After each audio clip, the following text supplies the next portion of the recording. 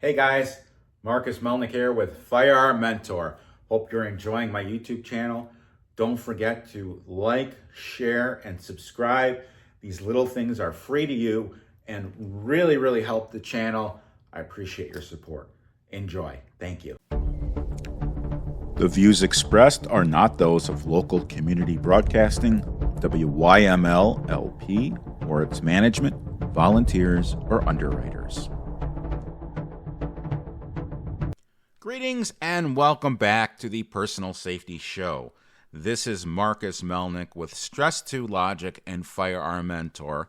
And if you are a frequent listener of the show or you know me, you know I'm all about personal protection.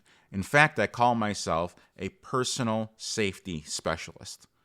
But what if I could protect your wallet? Would you be interested in hearing more?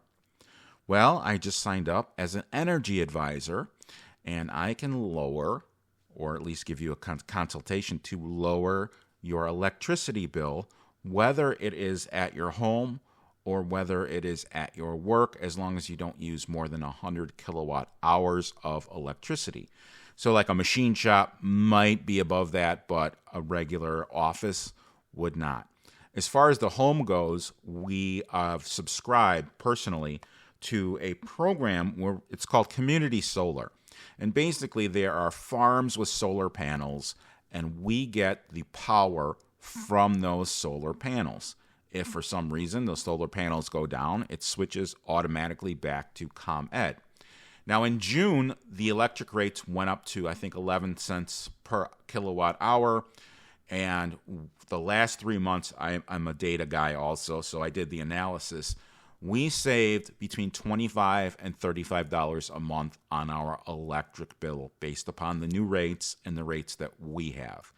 If you are interested, and as I'm diving into this, I'm learning more and more. Different states have different regulations, but specifically Illinois, if you would like to lower your electric bill, please reach out to me via my electronic business card, which is marcusmelnick.com. That is marcusmelnick.com. And all I need is a copy of your electric bill. I can then feed it into the system, see if it would be a good idea for you to transfer.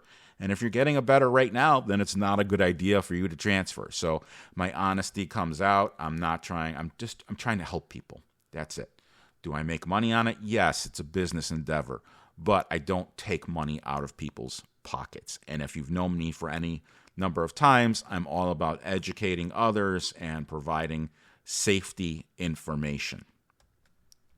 You can learn more at my website, which is thinkenergy, THINKENERGY.plus/Marcus Melnick, MarcusMelnick, with another slash at the end. So you have two options here. If this is of interest to you, you can either sign up as a customer, and that's what I did at first. I had the intention on becoming an energy advisor, but I have to believe in the products that I represent. So if that's the case, then I wanted to provide data, which I already did, $25 to $35 a month on our residential home bill savings, before I actually wanted to sell the service.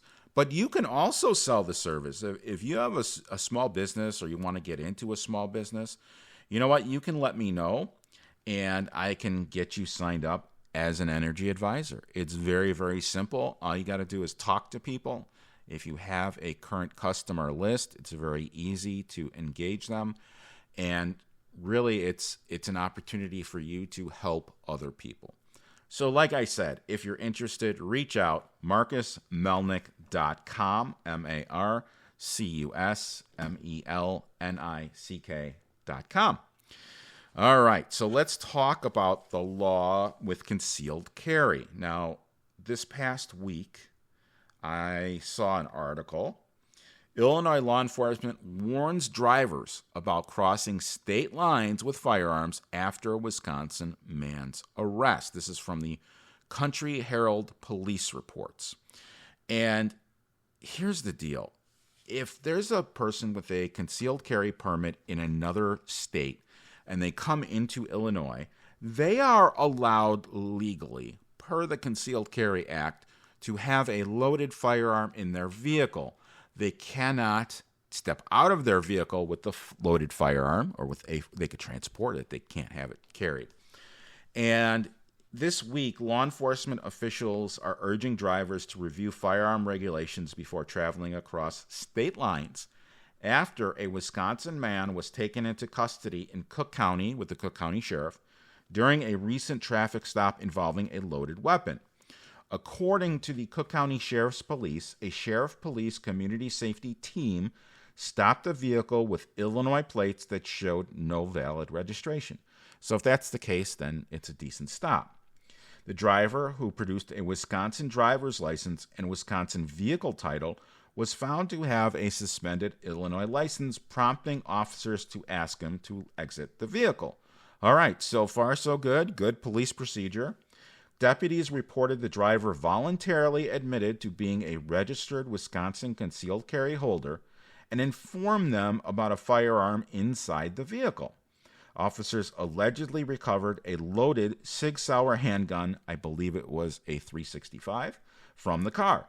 The driver was taken into custody without incident, and felony gun charges were later approved. I'm going to opine on that in a moment. Sheriff's officials remind all motorists that gun ownership and concealed carry laws can vary greatly between states.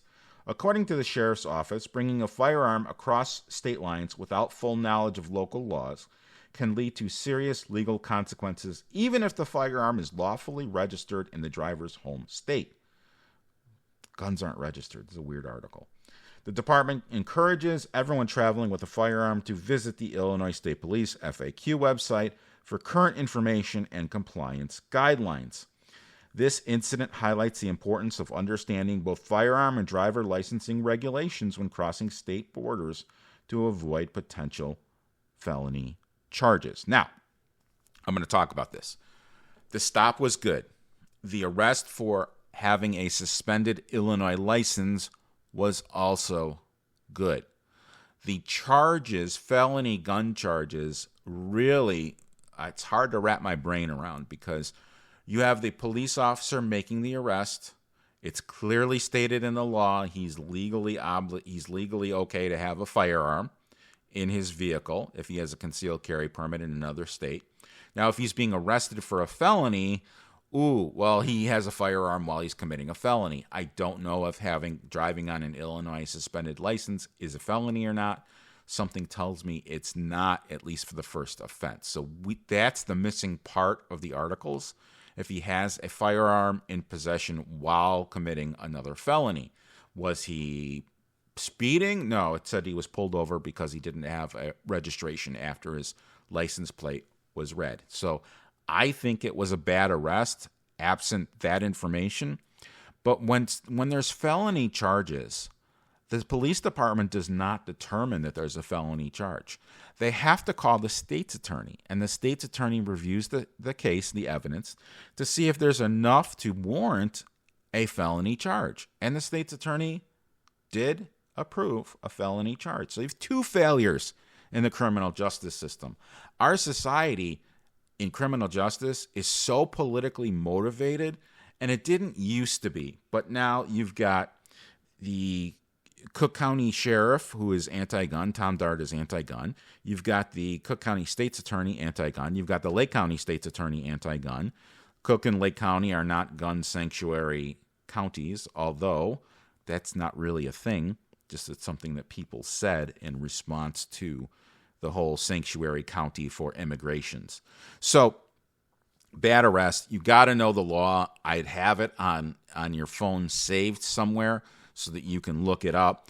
And I always urge people, look up the documents yourself. Don't rely on me or the media or an article to tell you what you're supposed to think or for them to interpret. I've had people who have interpreted laws so grossly incorrectly, and they think they're right. I'll give you an example. I have a customer, and he took my concealed carry class, super nice guy, and he wanted to have a mount on his, just below his steering wheel for a holster. I don't remember if it was a magnet mount or something you screw in and then it just goes in a holster. I said, do not do that, because that is not considered concealed. That is considered open carry. And again, I am not an attorney, but I have a very good handle on what the law is. I've testified as an expert witness on more than one occasion, and the media often comes to me for opinions on firearm issues. So I have a little bit more knowledge than the average bear, but that would have been incorrect. And I told him so. And you know what he did? Oh, I don't care. I'm going to do it anyway. Okay, dude, do that at your own risk. But he interpreted the law to mean, well, you can't quite see it, not really, so it's concealed, even though he had an expert tell him that you probably shouldn't do that. And I've had people throughout the years, they think they know more than they do, and they don't. So I am your email a friend. If you have questions, I can be reached via my electronic business card between the hours of 9 a.m. and 7 p.m. If you email me after those hours, I will get back to you the next day, but it won't be as immediate. And I had to set up the boundaries so that I could have family time in the evenings. I'm happy to correspond with people. I'm happy to answer your questions, but if you're going to call me 3, 4, 5 times in a row in 2 minutes and then text at 7:30 in the morning, I'm not going to respond to you. So the best way to get me is via email, via my electronic business card, which is marcusmelnick.com. So when I go to these networking events, and I go regularly, you have to get up in front of people and you have to give what's called an elevator pitch. And sometimes there's parameters. You got 11 seconds, you got 12 seconds, you have to do it in 6 words. So the last one I went to, which was a Chamber of Commerce meeting, my wife went. She was still off work from school. And I don't believe in the same elevator pitch each time unless you have something catchy. And Sears Garage Door. Now, I love these guys. They're hilarious. They do not only duct cleaning, but anything in the garage, floors, garage doors. When next time my garage door fails, they're the ones I'm calling. But one of the owners gets up in front of everyone and says, if you can't get it up or it just won't come down, give us a call, Sears Garage Door. I don't have a shtick that is the same thing every time. I vary it. So my wife was at this meeting, and it was my turn. They hand me the microphone, and I get up, and this was all pre-arranged. She exclaims, "Why do you have to carry a gun?" And so I looked at her and I said, "Why do I have to carry a gun? Because carrying a cop would be too heavy." And it got some laughter, and I try to be lighthearted. I also have a thing where I talk about Abraham Maslow. And if you don't know who Abraham Maslow is, I'll tell you. Abraham Maslow, he was alive from 1908 to 1970. He was an American psychologist who created his namesake, Maslow's hierarchy of needs, which is a theory of psychological health predicated on fulfilling innate human needs in priority, culminating in self-actualization. That's when you can actually think about stuff. So let me tell you what this pyramid of self-actualization is. The basic principle is the first level, it's psychological. We need to be able to breathe, have food, water, sex, sleep, homeostasis, excretion.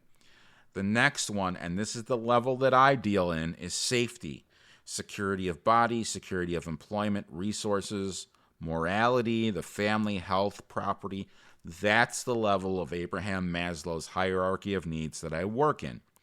Next is love and belonging, which is friendship, family, sexual intimacy. Next is esteem, which is self-esteem, confidence, achievement, respect of others, and respect by others. And then the top of the pyramid is self-actualization, where you can be creative, spontaneous, you can solve problems, you have a lack of prejudice, acceptance of facts.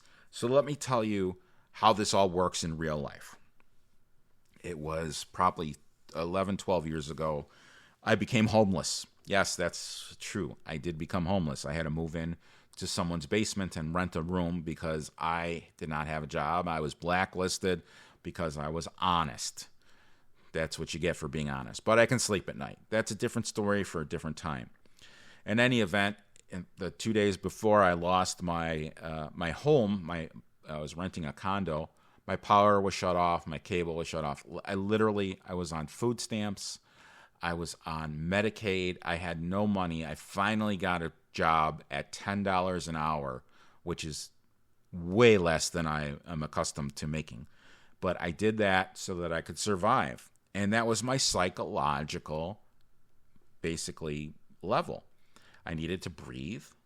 For food, I went to food banks. I lived in a house that had water.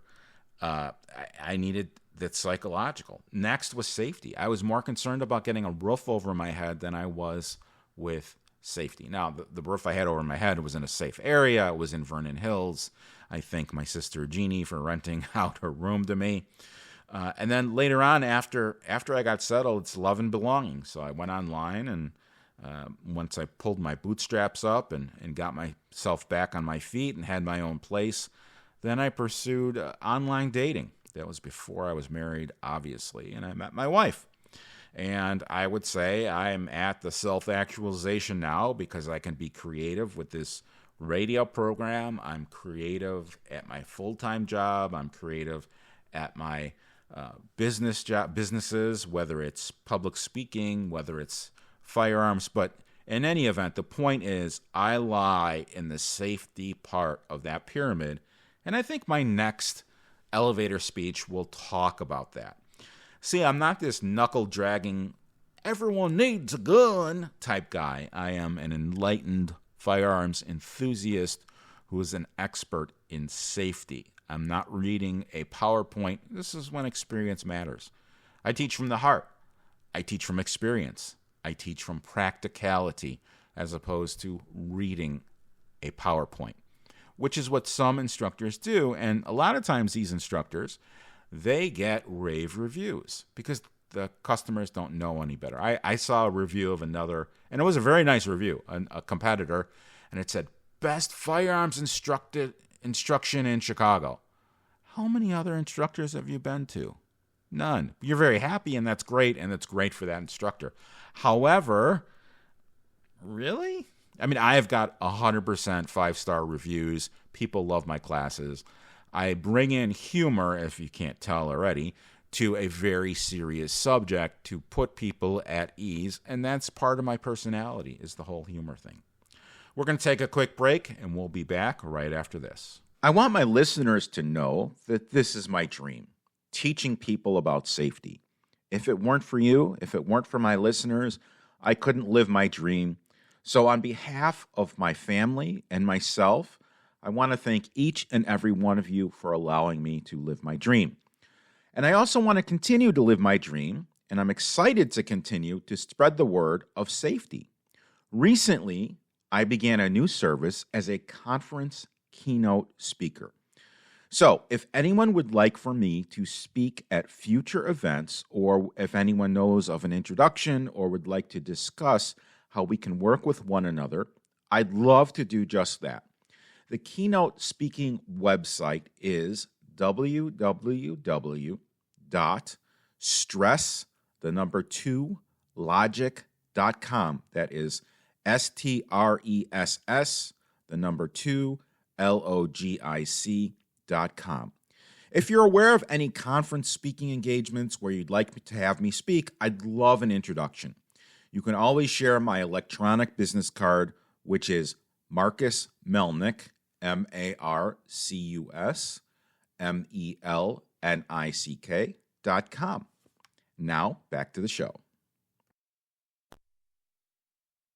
And did you know that in Illinois, there is an Illinois Crime Victims Bill of Rights? And that means when somebody is the victim of a crime, they have the right to be treated with fairness and respect, with dignity and privacy, and to be free from harassment, intimidation, and abuse throughout the criminal justice process. They also have the right to notice and to a hearing before a court ruling on a request for access to any of the individuals the victims court records, information, and communications that are privileged or confidential, the right of timely notification of all court proceedings, the right to communicate with the prosecution, the right to be heard at any post-arraignment court proceeding in which one of the rights is at issue, and any court proceeding involving a post-arraignment release decision, plea, or sentencing. Victims also have the right to be notified of the conviction, the sentence, the imprisonment, and the release of the accused. Victims also have the right to timely disposition of the case following the arrest of the accused, and the right to reasonably be protected from the accused throughout the criminal justice process. Victims also have the right to have their safety and their family's safety considered in denying or fixing the amount of bail, which is silly. This has not been updated because there's no such thing as bail. It's cashless bail now. Determining whether to release the defendant and setting conditions of release after arrest and conviction. The victim also has the right to be present at the trial and all other court proceedings on the same basis as the accused, unless the victim will testify and the court determines that the victim's testimony would be materially affected if they hear other testimony at the trial. Victims also have the right to present at all court proceedings subject to the rules of evidence, an advocate, or another support person of their choice, and the right to restitution. The rights are provided by the Illinois Constitution and can be found in Illinois Compiled Statutes 725 ILCS 720. And I read this to you. This is a brochure that's been handed out by the Lake County State's Attorney's Office. And if anyone has any questions or they're a victim of a crime, they have a ton of hotlines. But I'm going to give you the main office contact information. Their website is www.lcao. Scratch that. Their website is www.lcsao.org. That is www. L is in Lincoln, C is in Charlie, S is in Sam, A is in Adam, O is in Oscar.org. And their phone number is area code 847-377-3000. Again, their phone number is 847-377-3000. And they can give you this, but there's hotlines for A Safe Place, HACES, Illinois Child Abuse Hotline, Illinois Coalition Against Domestic Violence, Children's Advocacy Center, Mano a Mano, New Horizons Therapy for Victims, North Suburban Legal Aid, Prairie State Legal, Zacharias Sexual Abuse, Orders of Protection Assistance, Illinois Attorney General Criminal Victim Assistance, and a Crisis Center. And those are local resources. There's also national resources, which is the Child Help National Child Abuse Hotline, Crime Stoppers, FTC Identity Theft, MAD, Mothers Against Drunk Driving, National Center for Missing and Exploited Children, Domestic Violence Hotline, Human Trafficking Hotline, National Organization for Victim Assistance, Teen Dating Abuse Helpline, Suicide Prevention Lifeline, which is 800-273-8255, Parents of Murdered Children Incorporated, Rape, Abuse, and Incest National Network, Salvation Army /Stop It, Substance Abuse and Mental Health Services Administration Helpline, and Victim Connect. And interestingly, I've had contact with several of these organizations in my criminal justice career. A Safe Place is one of them. I'm looking through the list. The Attorney General of Criminal Victim Assistance, Crisis Centers. I've dealt with Crime Stoppers. I've dealt with the National Center for Missing and Exploited Children. And as a matter of fact, when I worked for the Glencoe Police and Fire Department, they had a grant that I applied for and we got. And it gave us printing equipment so that we could make flyers for missing and exploited children in a certain geographic area. And I was there 10 years. And granted, it was an affluent area. So take that into consideration when I say this. I think maybe we made one poster. It was not at all difficult, but at least we were there for the people. There's a ton of suicide prevention hotlines, lifelines that I've been involved in, or at least professionally involved in. And it's just very, very interesting. And there's all these rights that you have if you are the victim of a crime. And this means a crime, not a scam. So a scam is a crime, but there's likely not anyone to be caught. There's likely not anyone to be prosecuted. So these kind of don't play into scams. With that said, the state's attorney also has a domestic violence division. It's the same contact information, and they have information on orders of protection. An OP, or order of protection, is a tool that can help people gain independence and stop an abuser from hurting that person or the children. Who's eligible for this domestic order of protection? Well, family or household members related by blood or by current or former marriage, share or formerly shared a common dwelling or home, have or allegedly have a child in common, share or allegedly share a blood relationship through a child, have had or currently have a dating relationship, or a high-risk adult with a disability who is abused. The partner agency is a safe place, and there's an office that's referred to as D100, located outside the Domestic Violence Courtroom T511. D100 is staffed with court advocates who assist victims in filling the proper paperwork needed to obtain an OP completely free of charge. The advocates also collaborate with the state's attorney's office and court personnel to assure victims' needs are met and safety concerns are addressed. The D100 hours of operation are Monday through Friday, 8:15 a.m. to 4:15 p.m., closed from noon to 1, that's for lunch. And due to the filing process, clients should be in the office between 8:15 a.m. and 11 a.m. and 1 to 3 p.m. to ensure completion of the order of protection. The D100 contact information is 847-360-6471, and their email is info@asafeplaceforhelp.org. I hope you enjoyed this episode. Come back next week for more safety information. Thank you. We have monthly concealed carry license CCL classes in the northwest suburbs of Chicago.